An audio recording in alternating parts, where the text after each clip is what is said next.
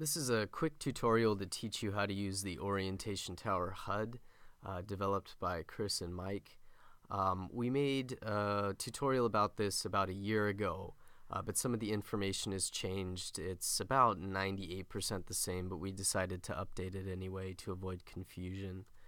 So the first step is to actually pick up a copy of the HUD from a teacher who already has it. And although there's a lot, it's hard to list them all here. So the easiest people to get a hold to would either be Chris or Wesley.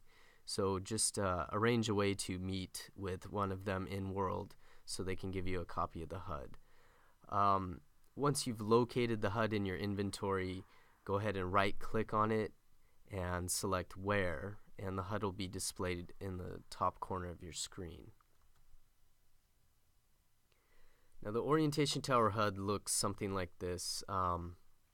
Basically it's a diagram of the Orientation Tower with the top module, as you can see here in gray.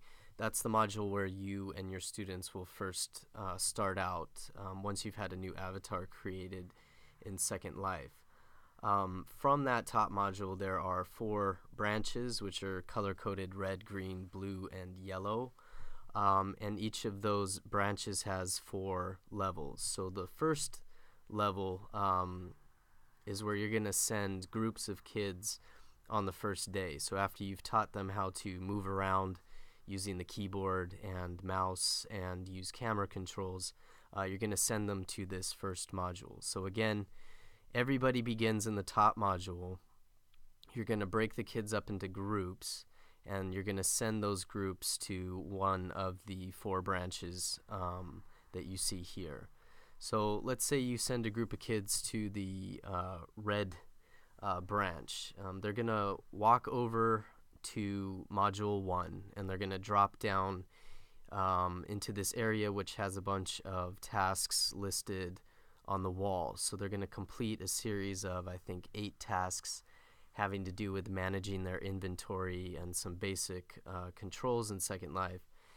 And once they are finished, and you can check this by walking around the classroom and taking a look at their computer screens, once you feel a group has completed all of the necessary tasks, you can go ahead and click on that button on your heads-up display, and what that will do is open the doors from Module 1 to Module 2, so the students can drop down and complete the next series of tasks. Now it's important that you click that button again after they've all dropped down so that the door behind them closes. And the reason why this is important is because even after you log out, if there's another teacher and another class of kids that need to use the Orientation Tower, we don't want these doors open, and we don't want kids skipping modules without completing the tasks. Now after they've completed all the tasks in Module 2, you can go ahead and click that button again, and this will open the door so that the kids can drop down to Module 3. You're going to repeat this process all the way down to Module 4, and again be sure that you click that button once more in order to close the doors behind them. You don't actually have to be looking at the student's screen to know whether the doors are open or closed. The heads-up display will give you a text alert down at the bottom of your screen that will tell you if the doors are open or closed. Now the kids need to complete all the tasks from each level, and as a general rule of thumb, it usually takes about a full class period to do at least the first and second and third modules. If you can get through 2 modules in a class period, that's great, but for the most part, the groups are going to be completing these tasks at different times. You can make it competitive to speed things up, get the kids to stay on task and complete the tasks by, making them race down to the bottom.